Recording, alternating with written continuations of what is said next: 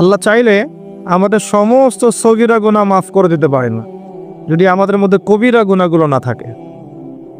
আল্লাহ পাক আমাদের সমস্ত সগীরা গুনাহ মাফ করতে পারেন যদি কবিরা গুনাহ না থাকে। একই সাথে যে নিষেধগুলো আছে এগুলোকে বর্জন করার চেষ্টা করা। যেমন সবচেয়ে বড় নিষেধ শিরিক করা যাবে না, সবচেয়ে বড় নিষেধ বিদআতে যাওয়া যাবে না, কুফরি করা যাবে না, হারাম খাওয়া যাবে না, সুদ নিষেধ, জিনা ধার কাছে যাওয়াও নিষেধ, ধার কাছে যাওয়াও নিষেধ। আর আমরা তো ওটাকে বানিয়েছি কাছে আসার গল্প, তাই না? জিনার ধার কাছে যাওয়াও নিষেধ। অপবাদ, ব্যভিচার, বেহায়াপনা, অশ্লীলতা, সুদ, ঘুষ, দুর্নীতি, চুরি ডাকাতি সব নিষেধ না? মিথ্যা বলা, মিথ্যা অপবাদ দেয়া, জুলুম করা, কারো উপর অন্যায় অত্যাচার করা, এগুলো নিষেধ না? চেষ্টা করতে হবে সমস্ত নিষেধ বর্জন করার জন্য। যদি না পারি, ভুল হয়ে যায়, তওবা করে আবার ফিরে আসতে হবে। ভুল হয়ে গেলে আবার তওবা করতে হবে, আবার ভুল হলে আবার তওবা করতে হবে, তওবা করতেই থাকতে হবে। যতবার ভুল হবে ততবার তওবা করে ফিরে আসতে হবে। পারা যাবে ইনশাআল্লাহ? নবী সাল্লাল্লাহু আলাইহি ওয়াসাল্লাম দিনে 100 বার তওবা করতেন। কতবার? তার কি গুনাহ ছিল? তার কোনো গুনাহ ছিল? তার সামনেও কোনো গুনাহ ছিল না, পিছনেও কোনো গুনাহ ছিল না, তারপরেও তিনি দিনে 100 বার তওবা করতেন। বলেন সুবহানাল্লাহ। আমরা দিনে 100 বার পড়তে পারি না? আস্তাগফিরুল্লাহ ওয়া আতুবু ইলাইহি পারা যাবে না? কতক্ষণ সময় লাগবে পড়তে? 5 মিনিট? 5 মিনিটও লাগবে না। আস্তাগফিরুল্লাহ ওয়া আতুবু ইলাইহি 100 বার পড়তে 5 মিনিট লাগবে? দিনে কয়েকটা আমল করবে, কিছু পারেন না পারে আমি শিখিয়ে দিচ্ছি, যেগুলো আমি চেষ্টা করি সেটা আপনাকে বলুন, না হলে আমি বিপদে পড়ে যাব। খুব সহজে 100 বার সুবহানাল্লাহ পড়া যায়? পড়া যায় না? কাজ করতে করতে পড়া যায় না? গাড়ি চালাচ্ছেন পড়া যায় না? যায়, কিন্তু বাইক ড্রাইভ করছেন পড়া যায় না? ট্রাফিক জ্যামে বসে আছেন পড়া যায় না? সময় কাজে লাগান, 100 বার সুবহানাল্লাহ পড়তে পারবেন?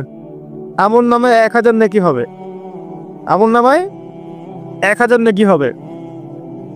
বেশি বেশি পড়তে পারবেন লা ইলাহা ইল্লাল্লাহ? পড়া যাবে? 100 বার পড়া যাবে সুবহানাল্লাহি ওয়া বিহামদিহি সুবহানাল্লাহিল আযীম? পড়া যাবে? 100 বার আস্তাগফিরুল্লাহ ওয়া আতুবু ইলাইহি পড়া যাবে? একটু পড়া যাবে লা হাওলা ওয়ালা কুওয়াতা ইল্লা বিল্লাহ? সংখ্যা নির্ধারণ করলেন না, পড়তে থাকলেন লা হাওলা ওয়ালা কুওয়াতা ইল্লা বিল্লাহ, পড়া যাবে? অন্তত 10 বার পড়া যাবে লা ইলাহা ইল্লাল্লাহ ওয়াহদাহু লা শারীকা লা লাহুল মুলক ওয়া লাহুল হামদ ওয়া হুয়া আলা কুল্লি শাইইন কাদির? পড়া যাবে? সকালে 10 বার, সন্ধ্যায় 10 বার। সকালে 10 বার, সন্ধ্যায় 10 বার, এতটুকু পড়া যাবে? আল্লাহুম্মা সাল্লি ওয়া সাল্লিম আলা নবিয়িনা মুহাম্মদ দরুদ শরীফ পড়া যাবে? সকালে 10 বার, সন্ধ্যায় 10 বার। নবী সাল্লাল্লাহু আলাইহি ওয়াসাল্লামের সুপারিশ তার উপর ওয়াজিব হয়ে যাবে ইনশাআল্লাহ। এগুলো সহজ আমল না? নিয়মিত করা যায় না? নিয়মিত আমলে না থাকলে ভাই, পাপ থেকে দূরে থাকা এত সহজ নয়। নিয়মিত আমল না করলে কলবে মরিচা ধরবেই। আর একদিন, 2 দিন, 3 দিন, 1 মাস, 1 বছর না করতে করতে কলব দিয়ে দুর্গন্ধ বের হবে।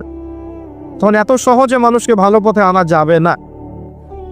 আল্লাহ পাক আমাদের সবাইকে নিয়মিত জিকির আজগারগুলো করার তৌফিক দান করুন, আমিন। একটা বইয়ের নাম বলছি, এর মধ্যে সমস্ত জিকির আজগার দোয়াগুলো পাবেন। বলবো? এটার অ্যাপস পাওয়া যায় গুগল প্লে স্টোরে, অ্যাপসটাও ডাউনলোড করতে পারেন। হিসনুল মুসলিম, কি নাম? মুসলিম বইটা কিনেন, সমস্ত দোয়া দেয়া আছে, ফজিলত দেয়া আছে, ঝাড়ফুঁকের চিকিৎসাও দেয়া আছে। এটার অ্যাপসও আছে, গুগলে ডাউনলোড করেন। আজে বাজে অ্যাপস ডিলিট করে, আজে বাজে অ্যাপসগুলো ফেলে দেয়। কতগুলো গেমস আছে মোবাইলে? কার কার মোবাইলে গেমস আছে হাত তোলেন দেখুন। লজ্জার কিছু নাই, হাত তোলেন। সাহস করে বলছে ডিলিট করেন। 1 মিনিট সময় দিলাম, এখন ডিলিট করেন, আনইনস্টল করেন। কারো ফোনের জন্য গেমস না থাকে। পাবজি আছে কার কার মোবাইলে? হাত তোলেন। ফ্রি ফায়ার কার কার মোবাইল আছে? এখনই আনইনস্টল করেন করে হিসনুল মুসলিম অ্যাপসটা ডাউনলোড করেন। প্রত্যেক দিন ঘুমানোর সময় অ্যাপসটা পড়বেন, পারা যাবে? ওয়াদা করেন প্রত্যেক দিন ঘুমানোর সময় এই অ্যাপসটা দেখবেন কি কি লেখা আছে, কোন কোন দোয়া, এবং ছোট ছোট দোয়াগুলো মুখস্থ করবেন। এই যে বাজারে যান না, বাজারে বাজারে দিনে একবার করে যান না? যান তো সবাই। বাজারে গিয়ে যদি একটা দোয়া কেউ পড়ে, একটা দোয়া, মাত্র একটা দোয়া, তার আমল নামায় 10 লাখ নাকি লেখা হয়। কত লাখ? 10 লাখ। লা ইলাহা ইল্লাল্লাহ ওয়াহদাহু লা শারীকা লাহ লাহুল মুলক ওয়া লাহুল হামদ ইউহয়ী ওয়া ইউমীত ওয়া হুয়া হাইয়্যুন লা ইয়ামুত বিয়াদিহিল খায়রু কুল্লুহু ওয়া হুয়া আলা কুল্লি শাইইন কাদির। 10 লক্ষ নাকি লেখা হয়েছে। বাজারে গিয়ে পড়বেন, দিনে একবার বাজারে যাবেন, গিয়ে দোয়াটা পড়ে চলে আসবেন। সিরিয়াসলি, আব্দুল্লাহ বিন উমর রাদিয়াল্লাহু আনহু বাজারে যেতেন ইচ্ছা করে সালাম দেওয়ার জন্য, দোয়া পড়ার জন্য। তাদের তো চিন্তা ছিল পরকাল কেন্দ্রিক, পরকালের ব্যবসায় কেমন করে লাভ করব আমরা। আর আমাদের চিন্তা কি কেন্দ্রিক? দুনিয়া কেন্দ্রিক। বাজারে যাব পণ্য কিনতে, তারা বাজারে গিয়েছেন বিনা প্রয়োজনে দোয়া পড়ার জন্য। যাই হোক, এই দোয়াগুলো করবেন, ডেইলি জিকির আজকারগুলো করবেন। আল্লাহ পাক সবাইকে নিয়মিত জিকির করা তৌফিক দান করুন, আমিন। এতে করে আপনার কলব পরিচ্ছন্ন হবে ইনশাআল্লাহ তাআলা। কোরআনে আদেশ নিষেধ মানার পর একটা বড় কাজ আছে, এটা হচ্ছে এর দাওয়াত মানুষের কাছে প্রচার করা। কি প্রচার করবেন? যতটুকু আপনি জানেন এতটুকু প্রচার করবেন। যে বিষয়ে আপনার জ্ঞান নাই সেটা প্রচার করবেন না। বাল্লিগু আন্নী ওয়ালাউ আয়া, একটা আয়াতও যদি জানো আমার পক্ষ থেকে, এটা প্রচার করো। যেটা আপনি জানেন না সেটা আপনি প্রচার করবেন না। আপনার দাওয়াতে যদি মানুষ আল্লাহর পথে ফিরে আসে, ভালো হয়, এই সমস্ত মানুষের আমল নামায় যে নেকি লেখা হবে, এর একটা অংশ আপনি পাবেন ইনশাআল্লাহ তাআলা। আলী রাদিয়াল্লাহু আনহুকে নবী সাল্লাল্লাহু আলাইহি ওয়াসাল্লাম বলেছিলেন, লাউ ইয়াহদি আল্লাহু বিকা রাজুলান ওয়াহিদা, যদি আল্লাহ পাক তোমার দ্বারা একজন ব্যক্তিকে হেদায়েত করান, খায়রুল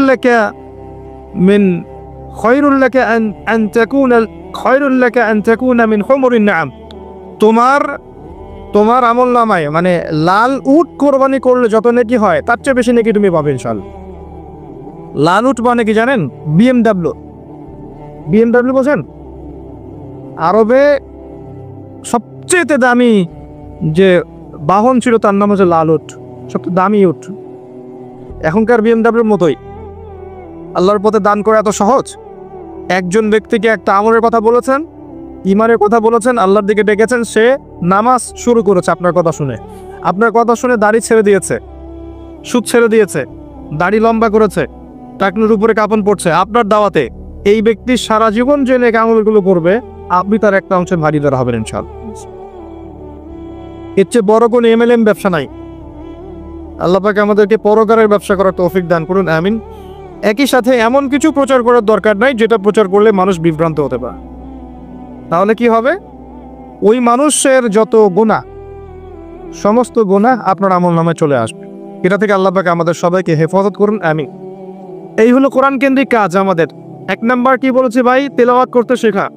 ইকরা বিসমি রাব্বিকাল্লাযী খালাক, অর্থটা বোঝার চেষ্টা করেন, বিশুদ্ধ তাফসীর পড়ার চেষ্টা করেন, উলামায়ে কেরামের কাছে না বুঝলে জিজ্ঞাসা করবেন, আদেশ মানার চেষ্টা করেন, নিষেধগুলোকে বর্জন করার চেষ্টা করেন, এবং কোরআনের দাওয়াত মানুষের কাছে প্রচার করবে। আল্লাহ পাক তৌফিক ইনায়েত করুন।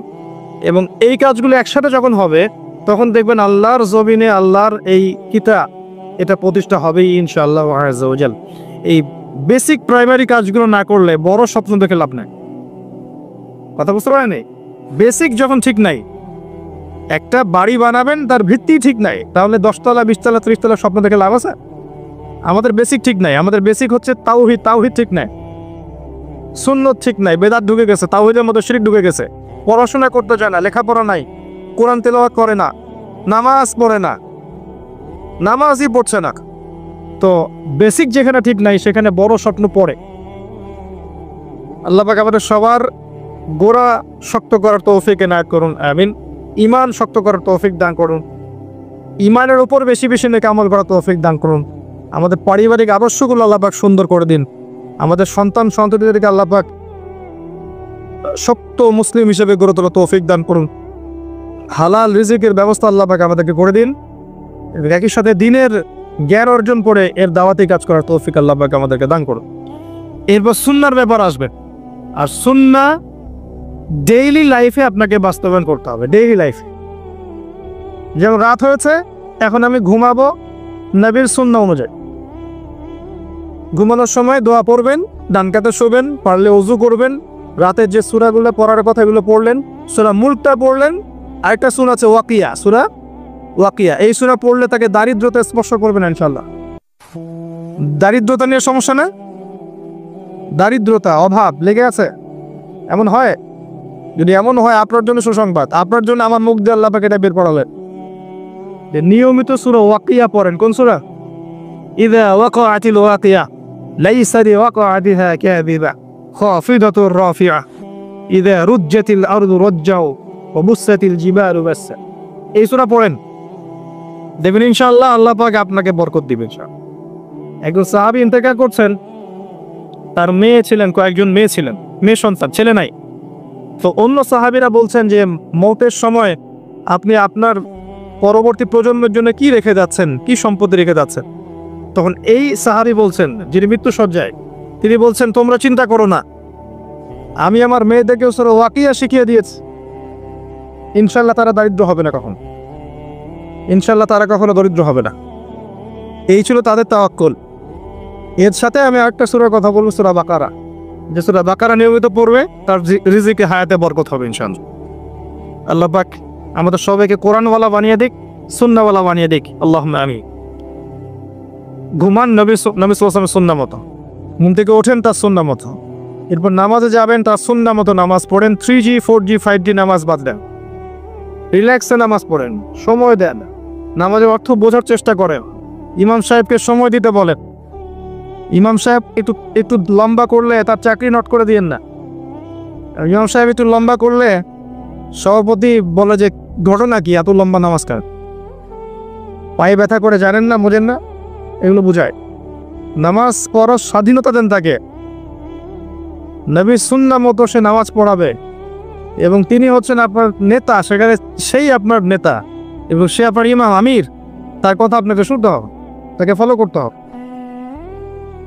পরিস্থিতি এমন হয়ে গেছে এখন যে অনেক মসজিদে দেখা যায় ইমাম সাহেব কমিটির কাছে বাধ্য। এটা কি জন্য হবে? ইমাম সাহেবকে দেখা যায় অনেক সময় কমিটির আন্ডারে মনে হয় যেন চাকরি করছে। এটা কি চাকরি করা? এটা কি চাকরি প্রফেশন? তিনি সবার সেখানে আমির, তিনি তার সবাইকে দিন শেখাবেন, তাকে মানুষ কন্ট্রোল করবে কেন? তিনি বরং সমাজ কন্ট্রোল করবে। বিষয়টা এমন হওয়া উচিত ছিল। এটা আমাদের দুর্ভাগ্য। এত বেশি মসজিদের প্রয়োজন নাই তো, আমাদের এত বেশি মসজিদের প্রয়োজন নাই তো। মানুষের হারাম টাকা নিয়ে হারাম খোরদেরকে ওখানে ঢুকায় হারাম টাকা দিয়ে এত বেশি মসজিদ করতে হবে, কে বলেছে আমাদের?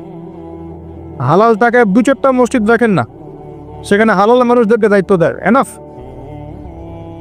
যত তেল দিয়ে হারাম টাকা ঢুকিয়েছেন তত দেখবেন যে সম্মানিত মানুষের সম্মান চলে গেছে, অসম্মানী ব্যক্তি সম্মানিত ব্যক্তিকে রুল করছে। বাস্তবতা এমন হয়ে গেছে এখন। একটু ডানে বামে কথা বললে চাকরি নট, খুতবায় ফজিলতের বয়ান করেই যাবে, কিচ্ছু বলবে না, দেখবেন সুদের বিরুদ্ধে একটা খুতবা দিয়েছে, চাকরি নট, শেষ।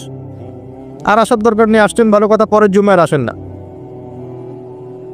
এরকম হলে চলবে না। নামাজ এবং মসজিদের স্বাধীনতা ইমাম সাহেবদেরকে দিতে হবে। হ্যাঁ, তাদের ভুল ত্রুটি হবে না এমন নয়, ভুল ত্রুটি হতে পারে। তার ভুল কে ধরবে? তার ভুল ধরবে তার মতো একজন মানুষ। তার ভুল এমন কেউ কেন ধরবে যে তার মতো জ্ঞান রাখে না, যে কোরআন সুন্নাহর কিছুই জানে না, সে কেন তার ভুল ধরতে যাবে? একজন আলেম আর একজন আলেমের ভুল ধরবে, তাই নয় কি? একজন ডক্টর, বিশেষজ্ঞ ডক্টর বুঝতে পারবেন যে অমুক ডক্টরের কি ভুল হয়েছে। আমি কি বুঝতে পারবো নাকি একজন ডক্টরের কি ভুল হয়েছে? একজন আলেমের ভুল একজন আলেম ধরুন। সমালোচনার একটা সীমা আছে, যে কেউ যার বিরুদ্ধে কথা বলতে পারে না। পলিটিক্স হচ্ছে, ধরেন পলিটিশিয়ানরা পলিটিক্স করছে, আমি তো তার ভুল এত সহজে ধরতে পারবো না, আমি তো পলিটিক্স বুঝি না। যে বোঝে সে কথা বলবে, সবাইকে সব জায়গায় কথা বলতে হবে না তো। কথা বলছে ইকোনমিক্স সেকশনে সবার জ্ঞান আছে। আমি কেন তার ভুল ধরতে যাব যেটা আমি জানি না? একজন অর্থনীতিবিদ আর একজন অর্থনীতিবিদের ভুল ধরতে পারে যে হ্যাঁ তোমার এটা ভুল হয়েছে। এই বিষয়টা আমাদের বুঝতে হবে যে সবাইকে সবার যার যার সম্মান দিতে হবে, সবাইকে সব জায়গায় কথা বলতে হবে না। আল্লাহ পাক আমাদেরকে বোঝার তৌফিক দান করুন।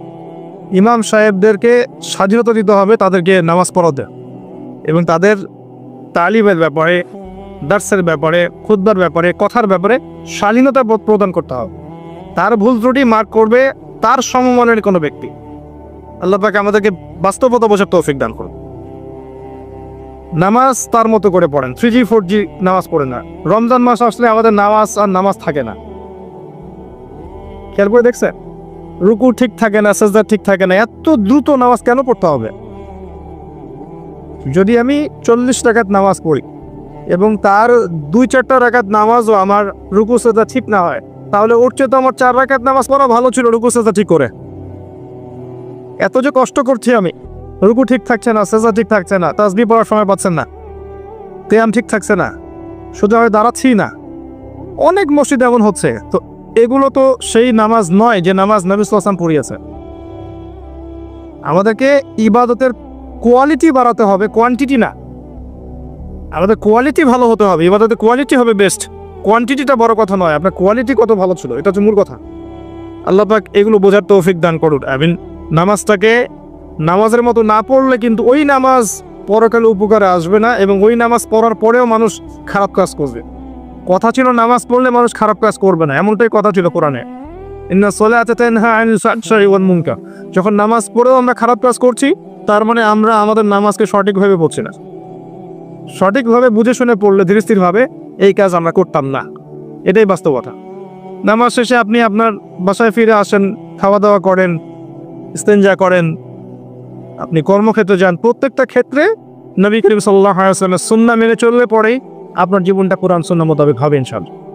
তো আমি মূল প্রথম পয়েন্ট আমি আলোচনা শেষ করলাম যে প্রথমেই পড়াশোনা, আর এই পড়াশোনার মধ্যে কোরআন সুন্নাহ কেন্দ্রিক এতগুলো কাজ চলে আসে। এরপরে যার যার ক্ষেত্রে জানা অনুযায়ী আমল করতে হবে। আমল ঠিক না থাকলে শুধু জ্ঞান দিয়ে লাভ নাই। আর এই জায়গায় সবচেয়ে বড় বিপদে আছে আমরা যারা কথা বলছি টুকটাক, এরা সবচেয়ে বড় বিপদের চেয়ারে বসে আছে। আমরা হয়তো জানি অনেক কিছুই, জানা অনুযায়ী আমল না থাকলে আমাদের ভাগ্যে খারাপই আছে। আল্লাহ পাক আমাকে এবং আপনাদের সবাইকে হেফাজত করুন। সত্যি বলছি, আপনারা হয়তো অনেক আয়োজন করে ইনভাইট করেন, সময় কাটাতে আমার ভালো লাগে, আসতে ভালো লাগে, দিনের 2টা কথা বলতে পারে ভালো লাগে। তখন আরও বেশি ভালো লাগে যখন দেখি মানুষ আমার কথা শুনে আল্লাহর পথে আসছে। অনেকে রেসপন্স করছে, ভাই আমি দাঁড়িয়ে রাখিনি, আপনার লেকচার শুনে দাঁড়িয়ে গেছি, ভাই আমি নামাজ পড়তাম না, আপনার লেকচার শুনে নামাজ ধরেছি, ভালো লাগে। কিন্তু আমি সবচেয়ে বেশি ভয় পাই এই চেয়ারগুলোতে। আমার মনের কথা বলছি, এমন কোনো মাহফিল নাই, খুব কম মাহফিল আছে বা খুব কম লেকচার আছে যেটা দেওয়ার আগে আমি 2 রাকাত নামাজ পড়ি নাই। 2 রাকাত নামাজ পড়ে আল্লাহর কাছে দোয়া করি না যে আল্লাহ আমি যা বলছি তার উপর আমাকে আগে আমল করার তৌফিক দান করুন, নাহলে আমি পরকালে ওই সব মানুষের অন্তর্ভুক্ত হয়ে যাব যাদের ব্যাপারে আল্লাহ পাক বলেছেন লিমা তাকুলুনা মা লা তাফআল। তোমরা এমন কথা কি কারণে বলো যেই কাজ তোমরা নিজেরাই করো না। এবং এমন অনেক আলেম জাহান্নামে যাবে, এমন অনেক আলেম জাহান্নামে যাবে যারা জ্ঞান অনুযায়ী আমল করতো না। এই ব্যাপারে ফয়জুল কালাম নামে একটা বই আছে, মাদ্রাসায় পড়ানো হয় বইটা, মাদ্রাসাতেও আছে বইটা, ফয়জুল কালাম, অনেক চমৎকার একটা বই। এখানে দেখবেন এই শ্রেণীর আলেমদের শাস্তি কি সেটা সম্পর্কে অনেকগুলো হাদিস আছে। জাহান্নামীরা শাস্তি ভোগ করতে থাকবে, এরপর দেখা যাবে হঠাৎ দুর্গন্ধ ছুটছে, প্রচন্ড দুর্গন্ধ।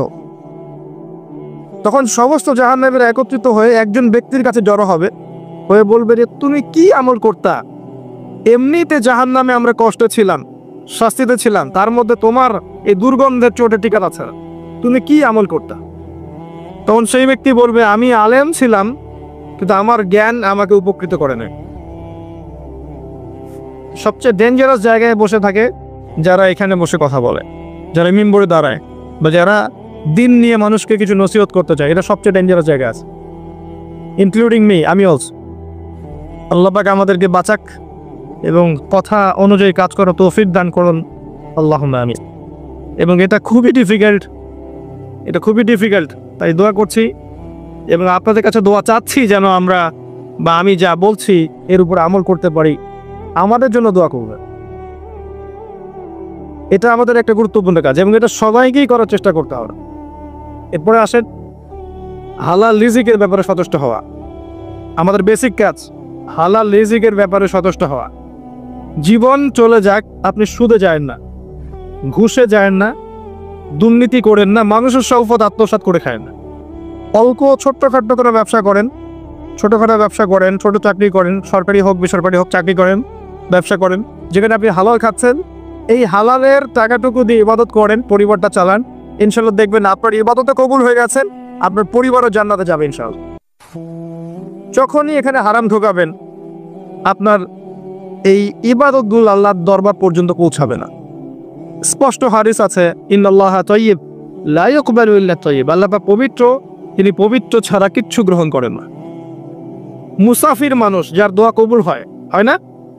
মুসাফিরের দোয়া কবুল হয়, সে যা চাবে আল্লাহ দিবে ইনশাআল্লাহ। একজন মুসাফির আল্লাহর কাছে হাত তুলে দোয়া করছে, আল্লাহ আমাকে এটা দাও, আল্লাহ আমাকে এটা দাও। নবী সাল্লাল্লাহু আলাইহি ওয়াসাল্লাম বলছেন যে মুসাফিরের দোয়া কবুল হয়, কিন্তু এই ব্যক্তির দোয়া কেমন করে কবুল হতে পারে যার পোশাক, যার পানীয়, যার খাওয়া সব হারাম? কথা বুঝতে পারছেন? এমনিতে মুসাফিরের দোয়া কবুল হয়, কিন্তু মুসাফির হয়েও যদি সে দেখা যায় হারাম খেয়েছে, হারাম পড়েছে, ওই দোয়া কবুল হবে না। তো ইবাদত কবুলের শর্তই হচ্ছে হালাল রিজিক। যাদের জন্য একটা কথা বলি, যাদের জন্য হারামে যাচ্ছেন, যাদের জন্য আপনি হারামে যাচ্ছেন, এরা আপনাকে চিনবে না আপনার মৃত্যুর 40 দিন পরে। আপনার কথা বিশ্বাস হলো না? সত্যি বলছি যে আল্লাহ পাক ছাড়া মানুষের আপন বলে আসলে কেউ নাই। হারে হারে টের পাবেন না। জীবন যত আগাবে তত টের পাবেন যে আল্লাহ পাক ছাড়া সত্যিকার অর্থে আমাদের আপন বলে কেউ নেই। আল্লাহ পাক ছাড়া সত্যিকার অর্থেই কেউ আমাদেরকে ভালোবাসে না। মানুষ মানুষের অবস্থানকে ভালোবাসে, মানুষের অবস্থানকে ভালোবাসে, আর আমাদের ভিতরের আত্মাটাকে, ব্যক্তিসত্তাকে ভালোবাসে না একমাত্র আল্লাহ। প্রমাণ লাগবে আপনার? আপনি নামাজ পড়েন না, রোজা রাখেন না, জাকাত দেন না, দুনিয়ার নোংরামি করছেন, অশ্লীল কাজে লিপ্ত আছেন, আল্লাহর হুকুম আহকামের অবাধ্য হচ্ছেন, এখনও আল্লাহ পাক আপনাকে টিকিয়ে রেখেছেন, এখনও আল্লাহ পাকে খাওয়াচ্ছেন, পড়াচ্ছেন, পানিও দিচ্ছেন, শ্বাস নেওয়ার অক্সিজেন দিচ্ছেন, বাড়ি দিয়েছেন, গাড়ি দিয়েছেন, সব দিয়ে রেখেছেন। যদি কেউ আমার অবাধ্য হতো, আমি কি তাকে এত কিছু দিতাম? যদি কেউ আপনার অবাধ্য হতো, আপনি কি এত কিছু দিতেন? এরপরেও ভালোবাসা থেকে আল্লাহ পাকে এগুলো দিয়েছেন। আল্লাহ চাচ্ছেন একটা বার খালি আপনি 2টা হাত তোলেন, সেজদা করেন, চোখের পানি ফেলে দেন, আল্লাহর কাছে বলেন আস্তাগফিরুল্লাহ ওয়া আতুবু ইলাইহি। আল্লাহ মাফ করে দিবেন ইনশাআল্লাহ। আল্লাহ পাক ক্ষমা করার জন্য অপেক্ষা করছেন, আপনার ফেরারও বাকি। আল্লাহ পাক 24 ঘন্টা তার ক্ষমার হাত প্রশস্ত করে রেখেছেন, খালি আপনার ফেরার অপেক্ষা। প্রকৃত অর্থে আল্লাহ ছাড়া আপনাকে কেউ ভালোবাসে না। আপনি আল্লাহর অবাধ্য হলেও আল্লাহ পাক আপনাকে ভালোবেসে এখন পর্যন্ত নিয়ামত দিয়ে রেখেছে। আর যদি আপনি তওবা করে ফিরে আসেন, তাহলে তো আল্লাহ আপনার জন্য দুনিয়া উন্মুক্ত করে দিবে। যদি আপনি আল্লাহর হয়ে যান, আল্লাহ পাক সারা দুনিয়াকে আপনার পায়ের সামনে এনে দিবেন ইনশাআল্লাহ। এই দুনিয়া কি জিনিস? কিছু না, ছোট্ট দুনিয়া। সাগরে গেলে আমাদের মনে হয় না যেন কত ক্ষুদ্র, মনে হয় না? সাগরে যখন আপনারা যান, সাগর পড়ে মানুষ, সাগরে জাহাজে যান, তখন মনে হয় না আমরা কত ক্ষুদ্র? এই দুনিয়া কি জিনিস? জান্নাতের সবচেয়ে শেষে যে বান্দা যাবে, তার জন্য আল্লাহ পাক এই দুনিয়ার 10 গুণ বড় জান্নাত দিবেন। মহাবিশ্বে এত লক্ষ লক্ষ কোটি কোটি গ্রহ নক্ষত্র আছে, যার তুলনায় পৃথিবী কিছুই না। আপনার কাছে মনে করেন বাসায় কয়েকশো মিলিয়ন ছোট ছোট 1 টাকার কয়েন আছে। 1 টাকার কয়েন মনে আছে? 1 টাকার কয়েন আপনার পুরো উঠান ভর্তি 1 টাকা কয়েন, লক্ষ লক্ষ কোটি কোটি কোটি কোটি পুরো জায়গা ভর্তি। এখান থেকে একটা কয়েন কেউ নিয়ে চলে গেল, আপনার যায় আসবে? কিছু মনে হবে?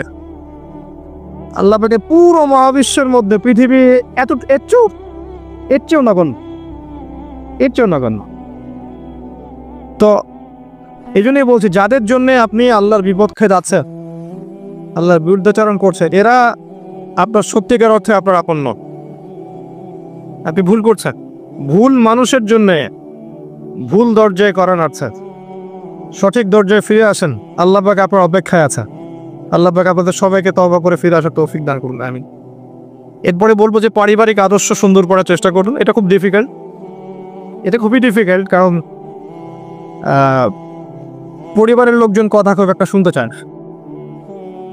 আর যারা জন্মসূত্রেই ইসলামিক পরিবার পেয়েছেন তারা সৌভাগ্যবান। আমি বলবো তারা সৌভাগ্যবান। যারা আলেম পরিবারে জন্ম নিয়েছেন, বাবা আলেম, মা আলেমা, বাবা হাফেজ, মা হাফেজা, একটা রুহানি পরিবেশ ছিল, তারা সৌভাগ্যবান। এই সৌভাগ্য সবার হয় না, 95% থেকে হয় না। বেশিরভাগই এসব বাইরের পরিবারে জন্ম নেয়া, যেখানে বাবা হয়তো নামাজ পড়ে মা পড়ে না, মা পড়ে বাবা পড়ে না, হারাম রিজিক আছে, বোন পর্দা করে না, স্ত্রী কথা শোনে না, এমন না? ম্যাক্সিমাম পরিবার দেখবেন এখন এমন। এখানে ইসলামিক আদর্শ এস্টাবলিশ করা সো ভেরি ডিফিকাল্ট। এখানে আমি যতটুকু বুঝেছি এটা হচ্ছে নিজে আগে আমল করে দৃষ্টান্ত স্থাপন করে। অন্যরা কথা শোনে না, শোনে নাই, আমাদের কথা তো এখনো শোনে না। আপনারা কথা শুনছেন না, দেখবেন বংশের লোকজন অনেকেই কথা শুনবে না, মনে করো ওরা অনেক কিছু। ব্যাপারটা এমনই ছিল, ইব্রাহিম আলাইহিস সালামের বাবা কথা শোনে নাই, নূহ আলাইহিস সালামের স্ত্রী কথা শোনে নাই, নূহ আলাইহিস সালামের সন্তান কথা শোনে নাই, লূত আলাইহিস সালামের স্ত্রী কথা শোনেনি, মুহাম্মদ সাল্লাল্লাহু আলাইহি ওয়াসাল্লামের চাচারা কথা শোনে নাই। ব্যাপারটা এমনই ছিল শুরু থেকেই। নিজের মানুষটা দাম দেয় কম, বাস্তবতাই বলা। তো নিজে আমল করে একটা দৃষ্টান্ত স্থাপন করেন, এরপর আপনি সাধ্যমতো দাওয়াত দেন বাবাকে, মাকে, ভাইকে, বোনকে, স্ত্রী সন্তানকে। এরপর স্ত্রী সন্তানকে নিয়ে আপনি স্বতন্ত্র পরিবারে থাকেন, যেখানে আপনার কর্তৃত্ব চলবে। কারণ আপনি আপনার পিতাকে চার্জ করতে পারবেন না। ধরেন আপনার পিতা নামাজ পড়ে না, আপনি কি তাকে চার্জ করতে পারবেন? তার উপরে আপনি কি কড়া হতে পারবেন, কঠোর হতে পারবেন? পারবেন না। কিন্তু আপনার সন্তান যদি 10 বছর বয়সে নামাজ না পড়ে, তখন আপনি তার উপর কঠোর হতে পারবেন। আপনি আপনার পরিবারটাকে গুছিয়ে নেন। এরপরেও যদি দেখেন দীর্ঘদিন ধরে আপনি দাওয়াত দিতেই আছেন, ইসলাম সংশোধন করার চেষ্টা করতেই আছেন, কিছুতেই কোনো কাজ হচ্ছে না, একা একা পরকালের ফিকির করে, একাই থাকেন, পরকালের ফিকির করে, এছাড়া কোনো গতি থাকবে না। আল্লাহ পাক তারপরেও আমরা চেষ্টা করব আমরা যেন আমাদের নিজেদের এবং পরিবারের বর্গকে জাহান্নামের আগুন থেকে বাঁচাতে পারি। আল্লাহ পাক তৌফিক দান করুন, আমিন। এবং আল্লাহ পাক আমাদের সবার পরিবারে আল্লাহর হেদায়েত এবং নূর নাজিল করুন, আমিন। এরপর একটা কাজ, এটা আমাদের করা জরুরি, এটা হলো নিজেদের স্বার্থ মতো দিনের দাওয়াত দেয়া, সাধ্য মতো এবং দিনের স্বার্থে, আল্লাহর স্বার্থে, তার রাসূলের দিনকে, কোরআনকে এবং হাদিসকে মানুষের কাছে পৌঁছে দেয়া সহজভাবে, কঠিনভাবে না, শৈথিল্যতা প্রদর্শন করে না এবং চরমপন্থায়ও নয়, উগ্রতা প্রদর্শন করে নয় এবং শৈথিল্যতাবাদী আচরণ করেও নয়, মধ্যম পন্থায় দিনকে সবার সামনে তুলে ধরা, দিনকে দুনিয়ার সমস্যাগুলোর সমাধানের মাধ্যম বানানো এবং যুগোপযোগীভাবে দিনটাকে তুলে ধরা, মানুষকে দিনের দিকে নিয়ে আসা, আল্লাহর দিকে নিয়ে আসা, রাসূলের দিকে নিয়ে আসা, নামাজের দিকে নিয়ে আসা, কোরআনের দিকে নিয়ে আসা, কোনো দলের দিকে না ডাকা। আমরা যেটা করি, মানুষকে দলের দিকে টানার চেষ্টা করি, দলের দাওয়াত পরে মানুষকে আল্লাহর দিকে নিয়ে আসে। আল্লাহ পাক জামাতবদ্ধ জীবনযাপনের কথা বলেছেন, এর মানে এই নয় যে আমাকে কোনো একটা জায়গায় ফরম পূরণ করতে হবে, বিষয়টা এমন নয়। মন থেকে সব মুসলিমদেরকে ভাই মনে করেন, ঐক্যের চেষ্টা করেন এবং আপোষে গিবত তহমত কাদা ছড়াছড়ি করেন না, সবার ভালোটুকু নেন, খারাপটুকু ছেড়ে যান এবং উলামায়ে কেরাম সবার জন্য দোয়া করেন, নসিহত করেন, শুভাকাঙ্ক্ষী হন। সমালোচনায়, গিবতে, তহমতে, আত্মহমিকায় সময় নষ্ট করেন না, দিনের কল্যাণ হয় এমন কিছু করেন, মানুষকে আল্লাহর দিকে তাকে দেখবেন ইনশাআল্লাহ দিনের মধ্যে একটা মনস্তাত্ত্বিক ঐক্যের প্ল্যাটফর্ম গড়ে উঠবে। ঐক্যের বিষয়টা মনস্তাত্ত্বিক বিষয়, এটা কোনো ভৌগোলিক বিষয় নয়, এটা হচ্ছে মনের ব্যাপার, যে আমি প্রত্যেক মুসলিমকে আমার ভাই মনে করছি।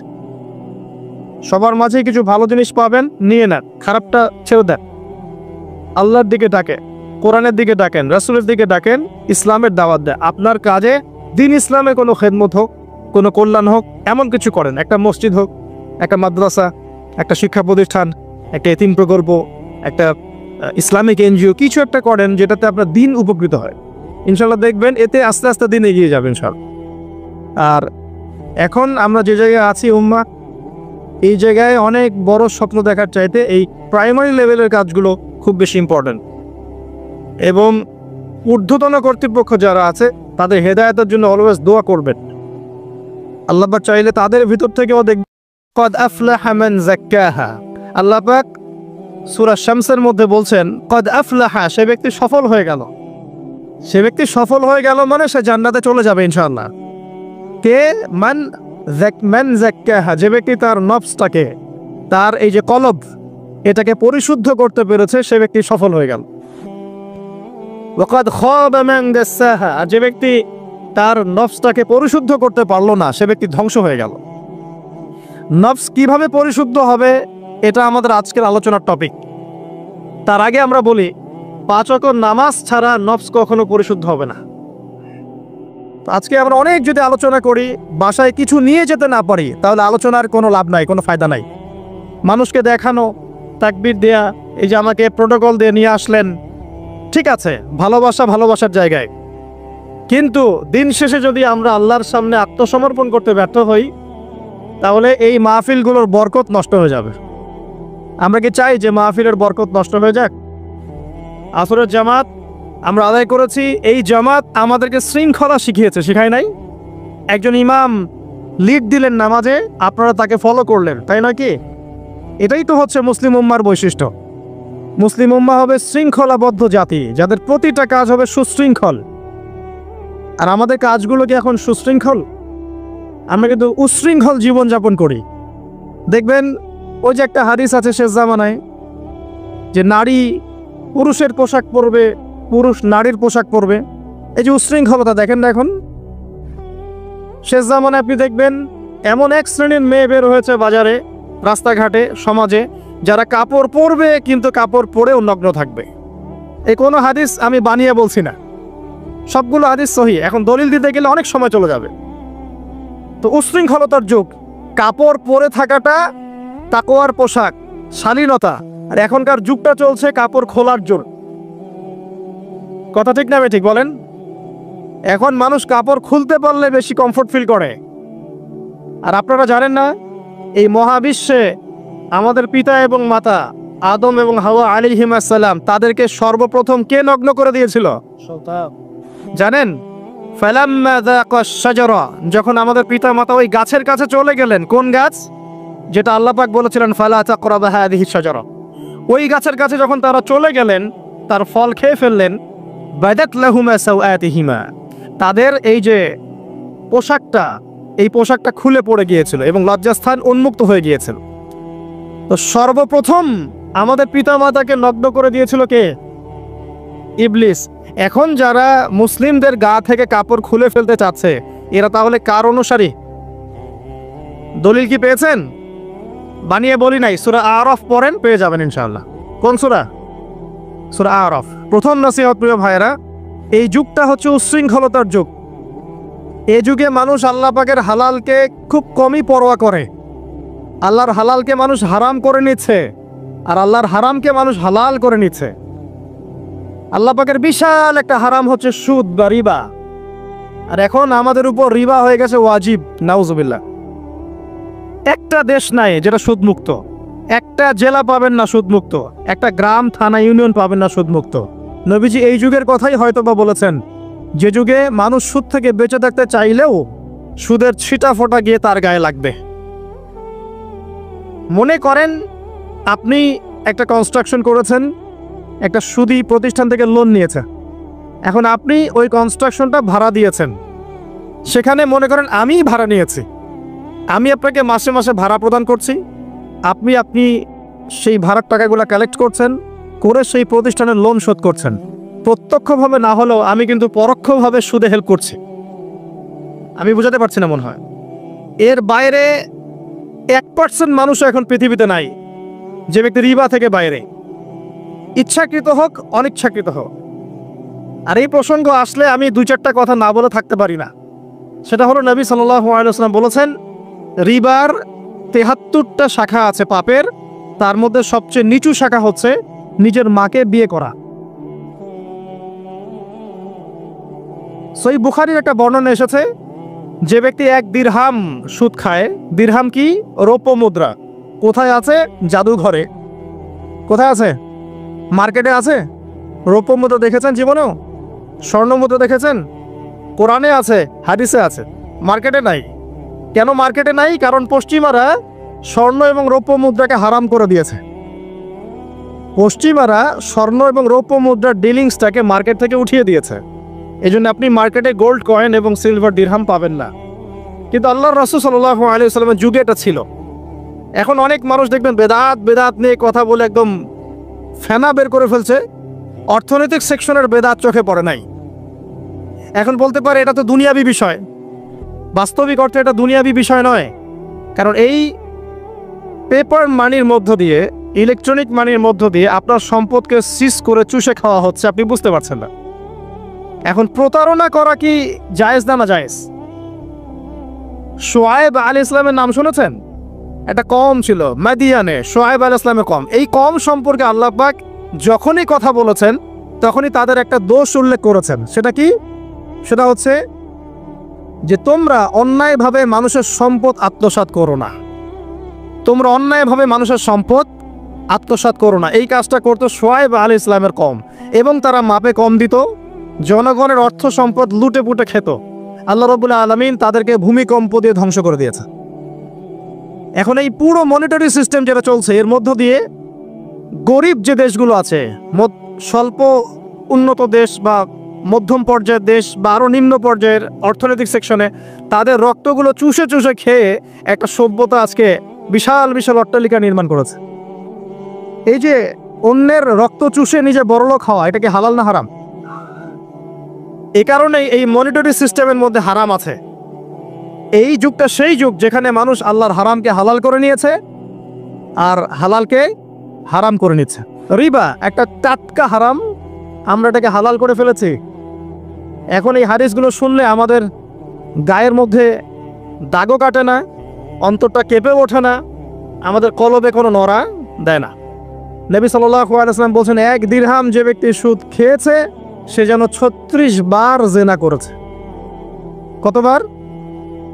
আমি হাদিসটা বানিয়ে বললাম কি বললাম না, আপনারা আলেমদেরকে জিজ্ঞাসা করবেন, বাসায় গিয়ে অবশ্যই জিজ্ঞাসা করবেন। যদি দেখেন হাদিস ঠিক আছে, সহি, তাহলে আল্লাহর ওয়াস্তে এখন যেমন তওবা করলেন আমি 5 ওয়াক্ত নামাজ ছাড়বো না, ঠিক আমার সাথে আবার তওবা করেন, সারা জীবন সুদ খাবো না ইনশাআল্লাহ। ইনশাআল্লাহ। নবী সাল্লাল্লাহু আলাইহি ওয়াসাল্লাম 4 শ্রেণীর মানুষকে অভিশাপ করেছেন। 1 শ্রেণী যে সুদ খায়, 2 নাম্বার যে দেয়, 3 নাম্বার যে সাক্ষী থাকে, 4 নাম্বার যে লিখে রাখে। এখন আপনি বলেন, এই পুরো মনিটারি সিস্টেমের মধ্যে এই 4 শ্রেণীর মানুষ আছে না?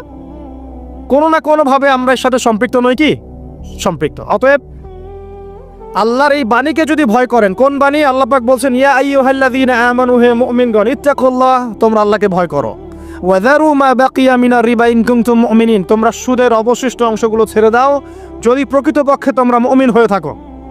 ওয়া ইল্লাম তাফআলু, তোমরা যদি সুদ না ছাড়ো, আল্লাহর হুঁশিয়ারি শোনেন, যদি তোমরা সুদ না ছাড়ো, ফাযানু বিহারবিন মিনাল্লাহি ওয়া রাসূলিহি, আর আল্লাহ এবং তার রাসূলের সাথে যুদ্ধের ঘোষণা শুনে রাখো।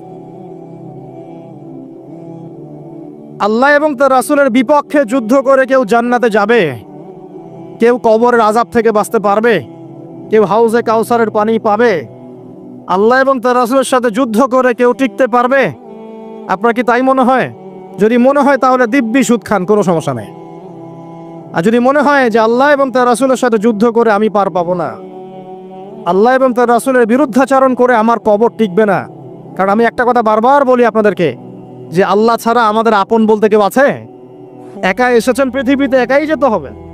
আপনার খ্যাতি, আপনার অর্থনৈতিক খ্যাতি, অর্থের প্রতিপত্তি, আপনার ক্ষমতার দাপট, আপনার ধর্মীয় দাপট, কোনো কিছুই, ফ্যান ফলোয়ার্স, কেউ আপনার সাথে কবরে যাবে না।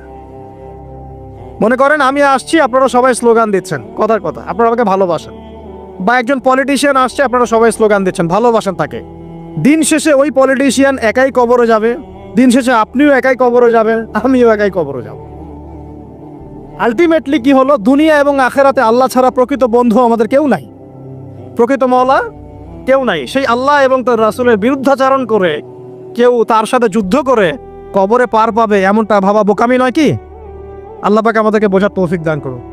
এটা সেই যুগ যে যুগে মানুষ আল্লাহর হারামগুলোকে হালাল করে নিচ্ছে। মাদকদ্রব্য হালাল না হারাম?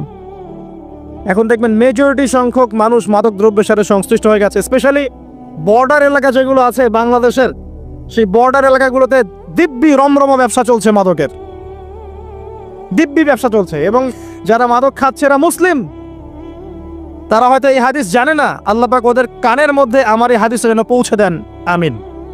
নবী সাল্লাল্লাহু আলাইহি ওয়াসাল্লাম বলেছেন, আমি মেরাজের রাতে যখন গিয়েছি তখন এক শ্রেণীর মানুষকে দেখেছি, ওদেরকে শাস্তি দেয়া হচ্ছে। কি শাস্তি? জাহান্নামীদের রক্ত এবং পুঁজ ওদেরকে খেতে দেয়া হচ্ছে। জিবরাইল আলাইহিস সালামকে জিজ্ঞাসা করা হলো যে এরা কারা? তিনি বললেন, এরা আপনার উম্মতের সেই সব ব্যক্তি যারা মাদকদ্রব্য সেবন করত। আল্লাহ রাব্বুল আলামিন তার হাবিবের মাধ্যমে জানিয়েছেন, যখন কোনো মুসলিম মাদক সেবন করে বা কোনো ব্যক্তি মাদক সেবন করে তখন 40 দিন তার নামাজ কবুল হয় না।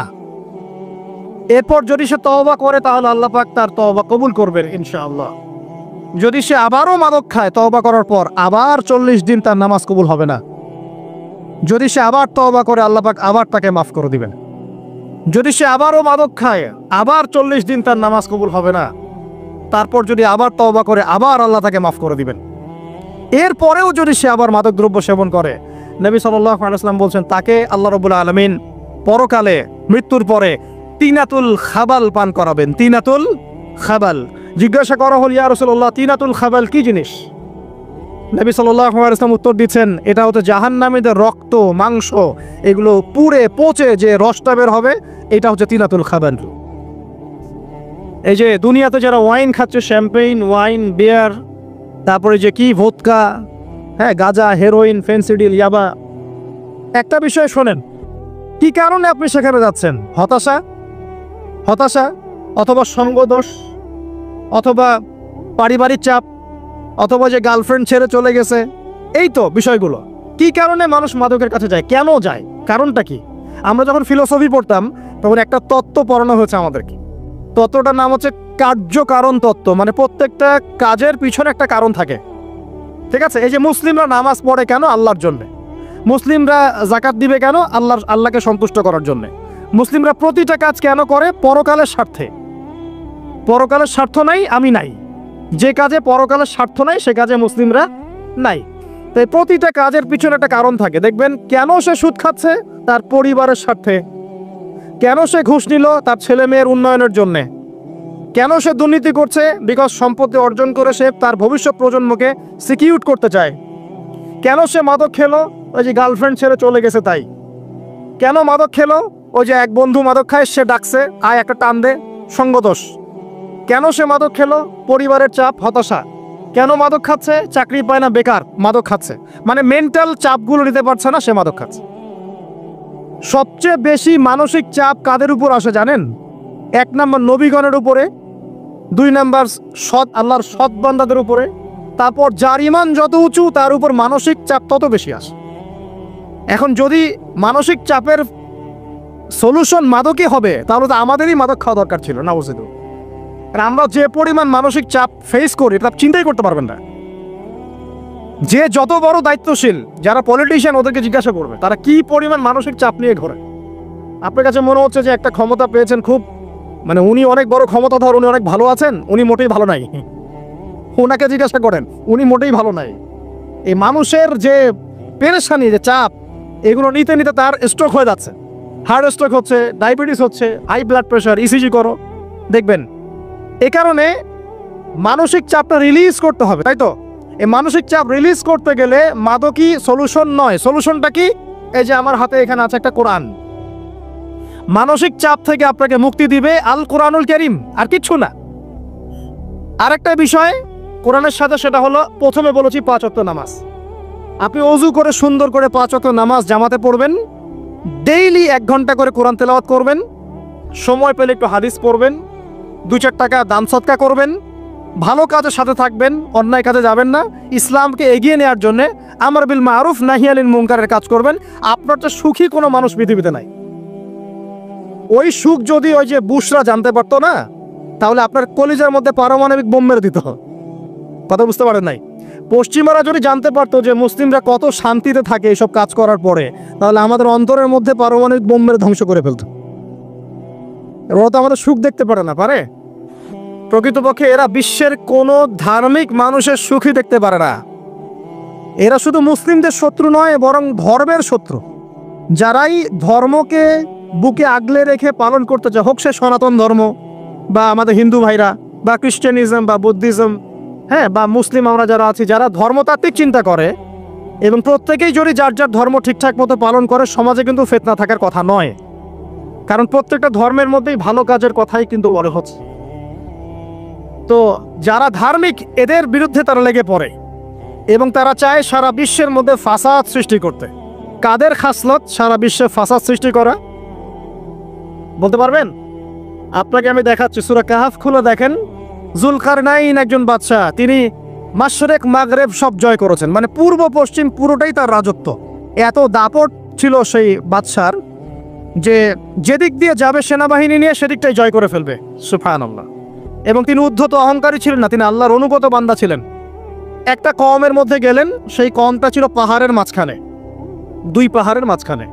এখন ওই কওম তাকে বলছে, ইয়া যুলকারনাইন, হে যুলকারনাইন, ইন্না ইয়াজুজ ওয়া মাজুজ মুফসিদুনা ফিল আরদ। ভালো করে বোঝেন, হে যুলকারনাইন, নিশ্চয়ই ইয়াজুজ আর মাজুজ এই দুই শ্রেণীর মাখলুক, তারা পৃথিবীতে ফাসাদ সৃষ্টি করে বেড়াচ্ছে। কি করছে? সারা পৃথিবীতে ফাসাদ সৃষ্টি করে বেড়াচ্ছে। ফাহাল নাজআলু লাকা খরজান আলা আন তাজআলা বাইনানা ওয়া বাইনাহুম সাদ্দা। হে যুলকারনাইন, আমরা কি আপনাকে ট্যাক্স দিব, কর দিব, যে আপনি ওদের আর আমাদের মাঝখানে একটা প্রাচীর নির্মাণ করে দিবেন যে ওরা আমাদের কাছে আর আসতে পারবে না? কারা এটা? ইয়াজুজ আর মাজুজ। এই ইয়াজুজ আর মাজুজকে যুলকারনাইন আলাইহিস সালাম তিনি প্রাচীর নির্মাণ করে দিলেন লোহা এবং এই যে তামা দিয়ে। এরপর তারা আর ওই কওমের ক্ষতি করতে পারলো না। কিয়ামতের আগে আগে তারা বের হয়ে আসবে এবং সারা বিশ্বে ফাসাদ সৃষ্টি করবে। এখনো তারা বের হয়ে আসছে, আমি সেটা বলছি না, কিন্তু এখন পুরো বৈশ্বিক প্রেক্ষাপটে যারা বিশ্বে ফাসাদ সৃষ্টি করে বেড়াচ্ছে এদের মধ্যে এই ইয়াজুজ মাজুজের খাসলত আছে, চরিত্র আছে। দেখবেন ওই দিকে ইউক্রেনকে ব্যস্ত রেখেছে রাশিয়ার এগেনস্টে এবং নিউক্লিয়ার যুদ্ধ বাঁধানোর পায়তারা করছে। এটা অলমোস্ট আমাদের ঘরের কোনায় চলে এসেছে। নকিং অ্যাট দ্য ডোর বলে একটা কথা আছে ইংরেজিতে, একদম ঘরের কোনায়। যে কোনো মুহূর্তেই দেখবেন ওয়ার্ল্ডে একটা ম্যাসাকার সৃষ্টি হয়ে গেছে। ওইদিকে তাইওয়ানকে ব্যস্ত রেখেছে চায়নার এগেনস্টে, ওইদিকে ইসরায়েলকে ব্যস্ত রেখেছে প্যালেস্টাইনিদের এগেনস্টে, এদিকে দেখবেন যে ইরাকে ব্যস্ত রেখেছে এই কন্টিনেন্টকে ISIS দিয়ে। ঠিক আছে, বাংলাদেশকেও ব্যস্ত রাখার চেষ্টা করছে মায়ানমারকে দিয়ে, দেখছেন না? তো পুরো বিশ্ব জুড়ে এদের এজেন্ডা হচ্ছে সারা বিশ্বে আমরা ফাসাদ সৃষ্টি করে মানব জাতিকে কমিয়ে ফেলবো, মুসলিমদেরকে ধ্বংস করব, মুসলিম যুবকদেরকে পর্ন দেখাবো, ওদেরকে মাদক খাওয়াবো, ওদের মধ্যে জেনা অশ্লীলতা পরকীয়া ছড়িয়ে দিব, হ্যাঁ, এবং মহামারী ছড়িয়ে দিব, দিয়ে মুসলিম জনসমষ্টিকে কমিয়ে নিয়ে আপোষে ক্রন্দলে লাগিয়ে দিয়ে আস্তে আস্তে আমরা বিশ্বে শাসন করতে হবে, এদেরকে ডমিনেট করে দিব। এবং এই এজেন্ডা বাস্তবায়নের দিকে তারা এগিয়ে যাচ্ছে সুকৌশলে। আর আমরা কি করছি ভাই? আমরা শুধু কাজ যতটুকু না করছি তার চেয়ে বেশি আমরা আয়ু আশা শোডাউন করছি। দেখেন বেশিরভাগ মানুষ আমাদের নামাজের খবর নাই, বেশিরভাগ মানুষ তাজকি আত্মশুদ্ধির খবর নাই, ভালো আলেমের কাছে এসে পড়ে থাকবে কোনো খবর নাই, কোরআন পড়া শিখবে এসবের খবর নাই। যেগুলো করলে কোনো সমস্যা হয় না বা অল্প পরিশ্রমে করা যায়, ওই যে ঘরের মধ্যে শুয়ে শুয়ে ফেসবুকে 2 লাইন লেখা যায়, খুব সহজ, লিখলেন আবার শুয়ে গেলেন, কোনো সমস্যা নাই। কোনো কনস্ট্রাকটিভ সুদূর প্রসারী কাজ আমাদের হচ্ছে না। যেটা হচ্ছে এটা প্রয়োজনের তুলনায় নিতান্তই নগণ্য। এই কারণে আমাদের যারা দিন, আমরা যারা বুঝি, যাদের মধ্যে ইসলামের চেতনা আছে, ইসলামকে ভালোবাসি, আমরা যারা চাই দিন এগিয়ে যাক, আমাদের কনস্ট্রাকটিভ কাজ করতে হবে, মানে সুদূর প্রসারী কাজ করতে হবে। শৈথিল্যতাবাদীও হবেন না, আবার চরমপন্থীও হবেন না, মধ্যমপন্থী হয়ে ইসলামকে, কোরআনকে এবং হাদিসকে হাতে নিয়ে উম্মার ঐক্যের স্বার্থে, দেশ জাতি জনগণের ঐক্যের স্বার্থে এগিয়ে যান। আল্লাহ পাক আপনাদের হাতকে শক্তিশালী করুন, দোয়া করে। এখানে খুবই স্মার্ট হতে হবে এবং বেসিক কাজগুলো খুব বেশি করে করতে হবে। বেসিক কাজ কি ভাই? বেসিক কাজ হচ্ছে আপনার নামাজ, বেসিক কাজ আপনাকে কোরআন শিখতে হবে, বেসিক কাজ আপনাকে আরবি শিখতে হবে, বেসিক কাজ আপনি যেখানে পড়াশোনা করছেন এই পড়াশোনা করে ওই জ্ঞানটাকে দিয়ে ইসলামের খেদমতে আপনাকে কল্যাণে কাজ করতে হবে। বেসিক কাজ যেখানে আপনাকে আল্লাহ পাক দায়িত্ব দিবেন সেখান থেকেই আপনাকে দিনের খেদমত করতে হবে। ডক্টর হন, দিনের খেদমত করেন, ইঞ্জিনিয়ার হন, দিনের খেদমত করেন, পলিটিশিয়ান হন, কোনো আপত্তি নাই, আমরা আপনাকে ভোট দিব ইনশাল্লাহ, আমরা আপনাকেই ভোট দিব ইনশাল্লাহ। আপনি ওখানে গিয়ে দিনের খেদমত করেন, আল্লাহ পাক তৌফিক দান করুন। কথা কি বুঝতে পারছেন? ইসলাম ক্ষমতা জোর করে আদায় করে নেওয়ার জন্য আসে নাই। আবু যার রাদিয়াল্লাহু আনহু কি বলছেন জানেন? আবু যার রাদিয়াল্লাহু আনহুকে নবী সাল্লাল্লাহু আলাইহি ওয়াসাল্লাম বলছেন, আবু যার, তুমি দায়িত্ব চেয়ে নিও না, কারণ যদি তুমি দায়িত্ব চেয়ে নাও তখন আল্লাহর পক্ষ থেকে তোমাকে সাহায্য করা হবে না। আর যদি মানুষ তোমাকে দায়িত্ব দেয় আল্লাহ তোমাকে সাহায্য করবে। কত চমৎকার সিস্টেম ইসলামে। আর এখন আমরা কি করি, আমাকে দেন, ও ভালো না আমি ভালো, ওরা সব খারাপ আমি ভালো। বুঝতে পারছেন না কিয়ামতের মাঠে কি কঠিন হিসাবটা দিতে হবে। আল্লাহ পাক আপনাদেরকে বোঝার তৌফিক দান করুন।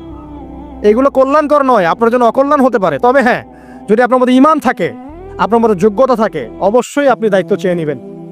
এবং ইনশাআল্লাহ তখন আমরা আপনাকে দায়িত্ব দিব, আমরা আপনাকে ভোট দিব, আপনি জনগণের শাসন কার্য পরিচালনা করবেন, আল্লাহ আপনার হাতকে শক্তিশালী করবেন ইনশাআল্লাহ। আল্লাহ পাক আমাদের নিচু থেকে উঁচু মহলের সবাইকে হেদায়েত দান করুন দোয়া করিয়া। ইসলাম কারো শত্রু নয়। মুসলিমের রক্ত ঝরানোর জন্যে, কল্লা কাটার জন্য আমরা কিন্তু পৃথিবীতে আসি নাই। আমরা আমাদের আসল শত্রুদেরকে চিনতে ভুল করেছি। এই কারণে আমরা আপোষে হানাহানি কাটাকাটির মধ্যে লিপ্ত আছি। এই যে সামনে যে কি হবে আল্লাহ ভালো জানেন। দেখবেন কত মানুষ যে মুসলিম মারামারি করে মারা যাবে আল্লাহ ভালো জানেন। এইগুলো কাম্য নয়। আল্লাহ পাক আমাদেরকে বোঝার তৌফিক দান করুন। দেখুন ভাই, এই যুগের কথা বলতে গিয়ে এখানে আসলাম। ওই যে যুলকারনাইন যে ইয়াজুজ মাজুজের কথা বললো, এখনকার বিশ্ব যারা পরিচালনা করে দেখবেন তাদের মধ্যে ওই ফাসাদ সৃষ্টি করার এই খাসলতটা থেকেই গেছে। সারা বিশ্বে এরা ফাসাদ সৃষ্টি করছে। আমি কিন্তু বলিনি এরাই ইয়াজুজ মাজুজ, কথাকে আবার অন্যদিকে নিয়ে যায় না। আমি কিন্তু এই কথা বলি নাই। আমি বলছি তাদের মধ্যে এই চরিত্র দেখা যায়।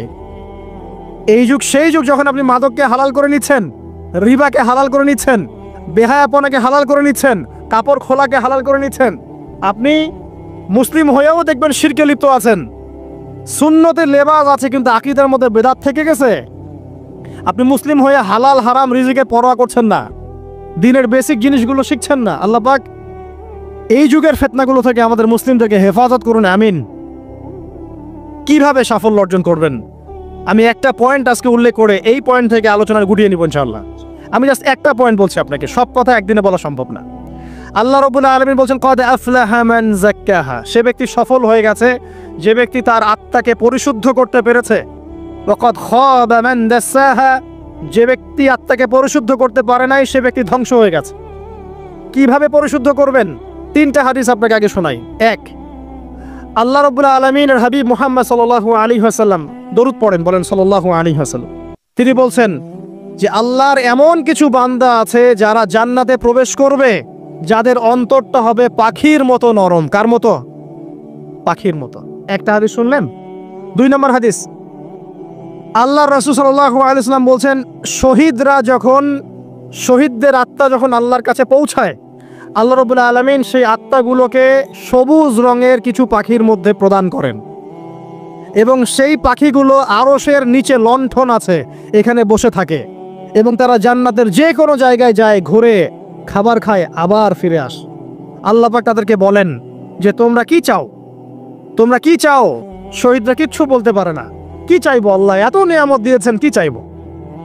যখন আল্লাহ বারংবার প্রশ্ন করতে থাকেন তোমরা কি আর কিছু চাও, তোমরা কি আর কিছু চাও, তোমরা কি আর কিছু চাও, তখন শহীদরা শেষে বুঝে যে আমাদের কিছু না কিছু তো বলতে হবে এখন। তখন তারা বলে হে আল্লাহ, আমরা আরো একবার পৃথিবীতে যেতে চাই এবং তোমার পথে জীবন দিয়ে আবার ফিরে আসতে চাই। আল্লাহ পাক বলেন এই সুযোগ তো আর নেই, অতএব তোমাদের আর কিছু চাওয়ার নেই, তোমরা এখানেই থাকো। আরেকটা হাদিস শোনেন। রাসূলুল্লাহ সাল্লাল্লাহু আলাইহি ওয়াসাল্লাম বলেছেন, এই হাদিসটা ওমর রাদিয়াল্লাহু আনহু থেকেও এসেছে, তোমরা যদি আল্লাহর প্রতি তাওয়াক্কুল করার মতোই তাওয়াক্কুল করতে, ভরসা করার মতোই ভরসা করতে, আল্লাহ পাক তোমাদেরকে পাখিদেরকে যেমন করে রিজিক দেন তোমাদেরকে ঠিক সেইভাবে রিজিক দিতেন। তোমরা কি লক্ষ্য করো না যে পাখিরা খালি পেটে বের হয়ে যায় বাসা থেকে সকালবেলা এবং সন্ধ্যাবেলা ভরা পেটে বাসায় ঢোকে? হাদিস শোনালাম, এই তিনটা হাদিসে একটা শব্দ হচ্ছে কমন। শব্দটা কি বলেন? পাখি। পাখি কি? পাখি। আল্লাহ রাব্বুল আলামিন পাখিদের কাছ থেকে আমাদেরকে শিখতে বলছেন এবং বলছেন যে পাখিদের মনটা হয় খুব নরম, খুব সফট এবং তারা আল্লাহর প্রতি তাওয়াক্কুল করে পূর্ণ মাত্রায়। তারা সকালবেলা ভোরবেলা বের হয়ে যায় এবং সন্ধ্যাবেলা বাসায় ফেরে, খালি পেটে বের হয়, ভরা পেটে বাসায় ফেরে। এবং আল্লাহ পাক সবচেয়ে সম্মানিত মৌত যেটা শহীদের মৌত, সেই শহীদদের আত্মাকে আল্লাহ পাক পাখির রূপ দিবেন। তাহলে পাখিটার বিষয়ে একটা ফোকাস করা দরকার আছে না? আচ্ছা, এখানে আসেন। পাখির মন হচ্ছে নরম, মানে পাখির মনটা তাসকিয়া, আত্মশুদ্ধিতে পরিপূর্ণ। কদ আফলাহা মান যাক্কাহা, সে ব্যক্তি সফল হলো, যার হৃদয়টা পবিত্র, নিষ্পাপ, নিষ্কলুষিত হলো, সে ব্যক্তি সফল হবে ইনশাআল্লাহ। একটা কাজ এখানে খেয়াল করেন, পাখিরা সকালবেলা ভোরবেলা বের হয় আর সন্ধ্যাবেলা বাসায় ফেরে। এখনকার মুসলিমদেরকে দেখবেন দুপুরবেলা ওঠে, রাত 3টায় ঘুমায়। কথা কি বুঝেন নাই? পাখির একদম ভোরবেলা উঠে যখন ফজরের আজান দিচ্ছে ঠিক তার আগ মুহূর্তে পাখির কিচিরমিচির শুনছেন, তার মানে নামাজের ওয়াক্ত প্রায় চলে যাচ্ছে। তার মানে তার আল্লাহ পাকের হুকুমের সাথেই জেগে ওঠে, সূর্য ডুবে তারা ডুবে যায়। ঠিক এরকম সুন্নত ছিল নবী সাল্লাল্লাহু আলাইহি ওয়াসাল্লামের এবং সাহাবায়ে কেরামের। আজকে 1400 বছর পর মুসলিম জাতি এই সুন্নাহ ভুলে গেছে। আর আমাদের সুন্নত দেখবেন, যদি কোনো রকম উঠেও ফেলি ফজরে, আবার 12টা পর্যন্ত ঘুম, আরো বেশি। আর এই যুব সমাজ যারা আছো তোমরা, কেউই 3টা-4টার আগে ঘুমায় বলে আমার মনে হয় না। অলওয়েজ অনলাইনে পড়ে আছে, টিকটক নিয়ে, ফেসবুক নিয়ে, গার্লফ্রেন্ডের সাথে চ্যাটিং। পাখির মতো হতে পারলে পরে মনটা তো নরম হবে, তারপরে না তাজকিয়া অর্জন হবে। পাখির রুটিনটা কি? ভোরবেলা বের হয় আর সন্ধ্যাবেলা বাসায় ঢোকে। অতএব আমরা যদি রাসূলুল্লাহ সাল্লাল্লাহু আলাইহি ওয়াসাল্লামের সুন্নাহ মতো ওই ভোরবেলা উঠতে পারি আর আর্লি নাইট ঘুমিয়ে যেতে পারি এবং সারাদিন যদি রাসূলের সুন্নাহগুলোর উপর আমল করতে পারি, তাজকিয়া অর্জন হবে ইনশাআল্লাহ। কথা বুঝতে পারছেন? 2, পাখির মতো নরম মন লাগবে। এখনকার আমরা যারা বেঁচে আছি, আমাদের মনগুলো কঠিন। কেমন কঠিন? পাথরের মতো কঠিন। আমরা যখন দেখি একটা মাইয়াতকে নিয়ে যাওয়া হচ্ছে জানাজায়, আমাদের কোনো ফিলিংস কাজ করে না। জানাজা যাচ্ছে, জানাজায় দাঁড়িয়ে মোবাইলটা টিপাটিপি করছে। জানাজার সাথে চলছে, কোনো ফিকির নাই যে এই জানাজা আমার হবে কালকে, ওই মোবাইল টিপাটিপি করছে। আমি এমনও দেখেছি, দাফন করা হলো মাইয়াতকে, দাফন করার পরে চারপাশে মানুষজন জড়ো হয়ে গল্প করছে, ভাই আপনার ওই জমিটার কি খবর, আপনার ওইটার কি খবর, বিজনেস কেমন চলছে, চাকরির কি অবস্থা। এই যে মাইয়াতকে পাশে দাফন করলো, কোনো ফিলিংস নাই, কোনো ফিলিংস নাই। আমি আত্মশুদ্ধির কথা বলছি। আত্মশুদ্ধির জন্য আপনার মনটাকে পাখির মতো সফট, নরম করতে হবে। যখন আপনি সফট, নরম করবেন এবং আত্মশুদ্ধি অর্জন করবেন, তখন 2 ডানা মেলে আপনি আকাশে উঠতে পারবেন ইনশাআল্লাহ।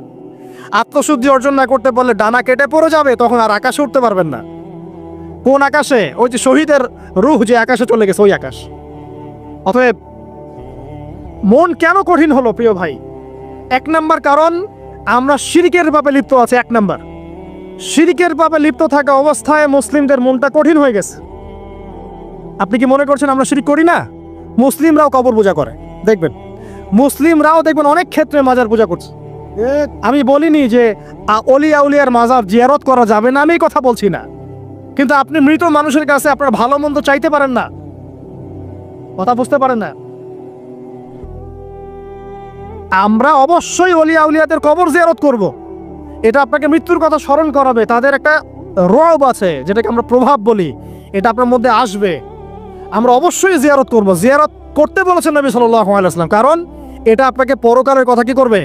স্মরণ করাবে। ওমরা করতে যান, আল্লাহ পাক সবাইকে তৌফিক দান করুন ওমরা হজ করার এবং বড় হজ করার, আমি দোয়া করি। ওখানে সবচেয়ে সেরা যে দৃশ্যগুলো দেখা যায়, তার মধ্যে একটা রাসূলুল্লাহ সাল্লাল্লাহু আলাইহি ওয়াসাল্লামের রওজা। ওখানে গেলে চোখের পানি ঝরে না এমন কোনো মুসলিম নাই, আছে? নাই। আরেকটা সবচেয়ে মন নরম করা একটা দৃশ্য হচ্ছে জান্নাতুল বাকি, যেটা আমরা বাকিউল গারকাত বলি, যেখানে আপনি দেখবেন সাহাবায়ে কেরাম রাদিয়াল্লাহু আনহুমের কবর, যতদূর চোখ যায় তাদের কবর। কবরের কোনো মাজার নাই, সেখানে কোনো তাওয়াফ হচ্ছে না কবরকে কেন্দ্র করে, সেখানে কবরে কেউ ফুল চড়াচ্ছে না, একটা ছোট্ট পাথর দেখা যায়, খেলার কিছু না। পৃথিবীর সবচেয়ে শ্রেষ্ঠ মানুষগুলো সেখানে শুয়ে আছেন। ওখানে গিয়ে দাঁড়াবেন, দেখবেন নিজেকে তুচ্ছ বলে মনে হবে, আমি এই পৃথিবীতে আর কি করছি। সেরা মানুষগুলি মাটির নিচে, আমি এখানে কি করছি? তো দেখুন প্রিয় ভাইরা, অবশ্যই অলি আউলিয়াদের কবর জিয়ারত করবেন, কিন্তু মৃত ব্যক্তি আপনার কল্যাণ করতে পারবে? অকল্যাণ করতে পারবে? হ্যাঁ, তারা আল্লাহর কাছে সুপারিশ করতে পারবে আল্লাহ পাক যখন তাদেরকে অনুমতি দিবেন। তারপরে আল্লাহ পাক যখন অনুমতি দিবেন, তখন নবী সাল্লাল্লাহু আলাইহি ওয়াসাল্লাম সুপারিশ করবেন, ওলিয়া উলিয়াগণ করবেন, আলেম ওলামা করবেন, শহীদগণ করবেন, হাফেজে কোরআন করবে, অনেকেই করবে ইনশাআল্লাহ। আল্লাহ পাক আমাদের তাকদীরে এইসব সুপারিশ নসিব করুন বলি না আমি। মুসলিমরা আজকে শিরিক করছে অনেক ক্ষেত্রেই। দেখবেন হাতে একটা এই যে বালা পরে আছে, খুলে না। কেন খোলেন না ভাই? বলে যে এটা খুললে যদি রোগ হয়। রোগ দেওয়ার মালিক কে? ওই বালা না আল্লাহ? এই যে আপনার বিশ্বাস জন্মে নিয়েছে, এই যে বিশ্বাসটা জন্মিয়েছে আপনার হাতের উপরে, এই বালার উপরে, এটাই শিরক, এটাই শিরক। যদি আপনি বিশ্বাস করেন যেটা হাতে থাকলে আপনি সুস্থ থাকবেন, হাত থেকে খুলে পড়ে গেলে